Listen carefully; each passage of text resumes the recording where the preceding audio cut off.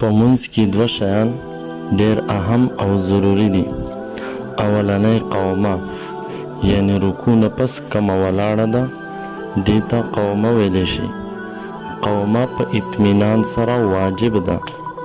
اطمینان سره مطلب ده په دومره اندازې ودرېدل چې کم از کم یو پیرې سبحان الله ورکې ویلی شي او د بدن حرکت ودرېږي.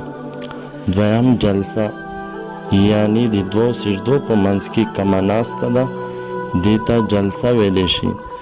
جلسه هم په اطمینان سره واجب ده، یعنی په دومره اندازې منطق کې ناستل چې کم از کم یو ځل سبحان الله ورکې ویلی شي او د بدن حرکت ودرېږي. دا دواړه قومه او جلسه په منځ کې اطمینان سره واجب دي.